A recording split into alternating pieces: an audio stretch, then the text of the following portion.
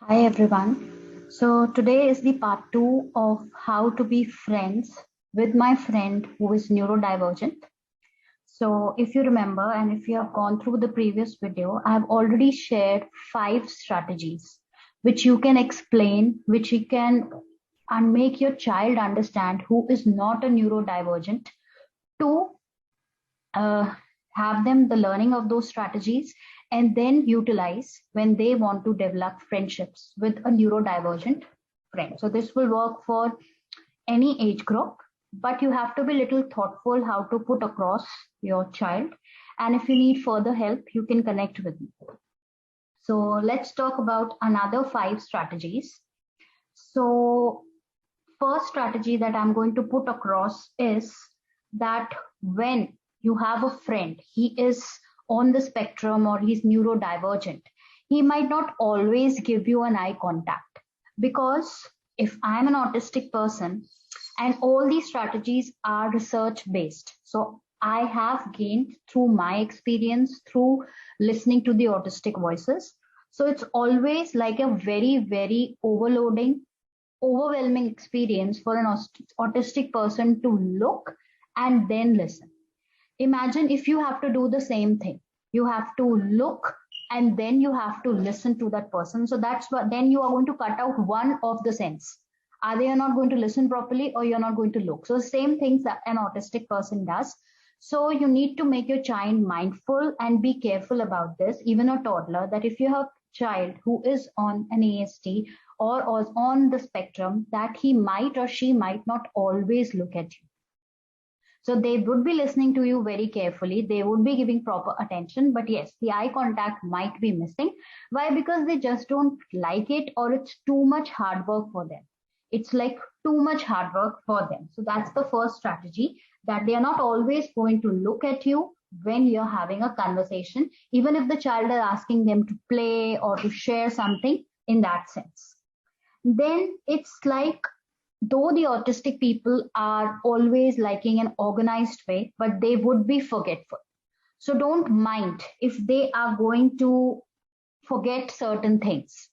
So if your friend has dropped a pencil or you have grabbing your friend to go out for play during the school break or your lunch break or that way, so he or she might not be very he might not remember, she might not remember, would get forgetful about picking up the pencil, closing the tiffin box lid, so many little things.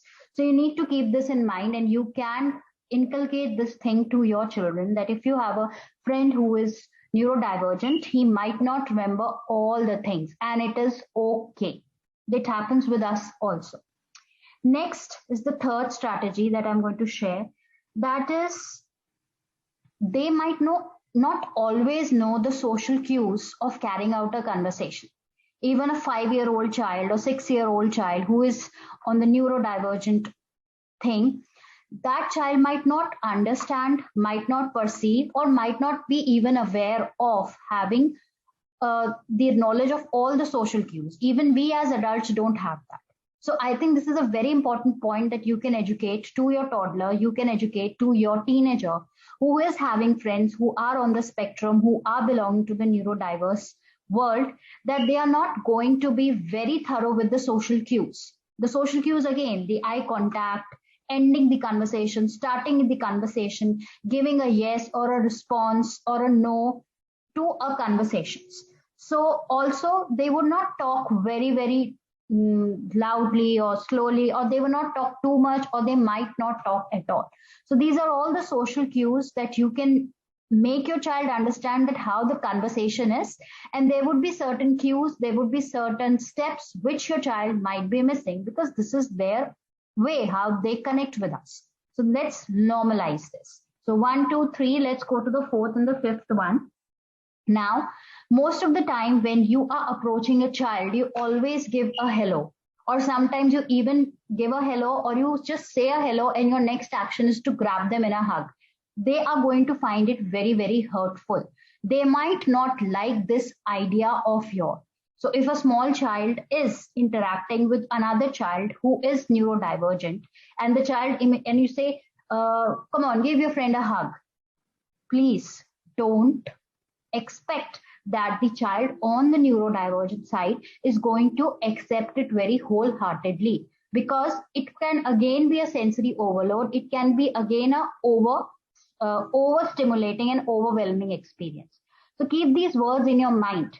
We do so many actions which can be overstimulating for anybody, which can be overwhelming. That is why we have fights. That is why we have clashes of thoughts. So the same thing goes with the person who is neurodivergent. And let's add two strategies together.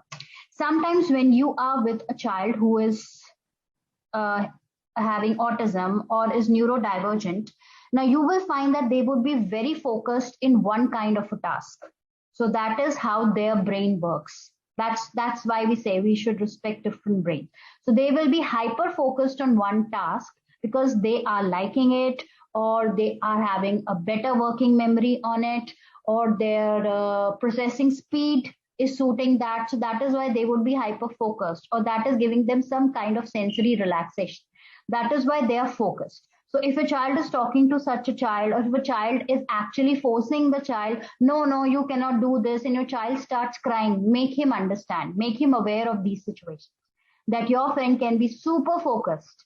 And you can give different examples, like how you are focused when you're doing cycling, like how you are focused when you're doing skating, or simply when you're eating food. So that is why your friend is also super focused when he's painting, or when he's drawing, or when he's listening to songs on the headphone. So that's the way you can relate it. So I'm giving you little additional strategies also if you're finding the major strategy very confusing.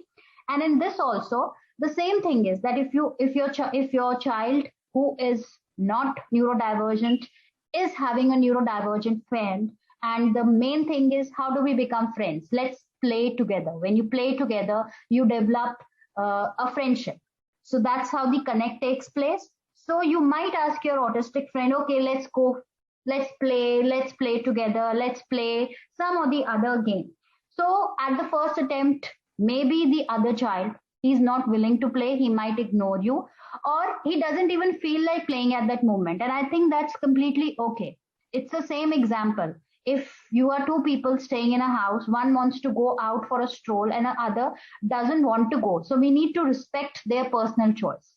So here, the thing is to respect the personal choice. So these are the 5 strategies. First was like, they don't understand the social cues, so they're not going to talk the way you talk. Then they might forget, although they seem to be very organized, they might forget. So take care of that.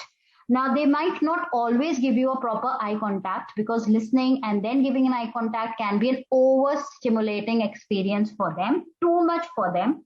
They won't like the way you're going to touch them or hug them. That's not their cup of tea, basically. They don't like that kind of social interaction, or that's again overstimulating for them. Again, they can be very hyper-focused, and they may not have the same choice of playing. Especially, I'm giving an example of playing, like your child wants to at one particular time. So these are the total 10 or 11 strategies, with mini strategies put in those. So do have a look and have a good listen at both the videos. So this was my bit of contributing on how to make your toddler, your teenager, or child of any age understand that how can they be friends or develop friendships with children who are on the neurodivergent side, who are neurodivergent. And this is the only way we can, because this make them more socially interact. See, we have to understand that they are not going to socially interact the way we interact. So instead of fitting everybody into our world, let's try to change our ways also. Then only the complete understanding and awareness can develop. This is my thought process, and I hope you agree with. So thank you, and thank you for watching this particular video, and do share your feedback. Thank you. See ya.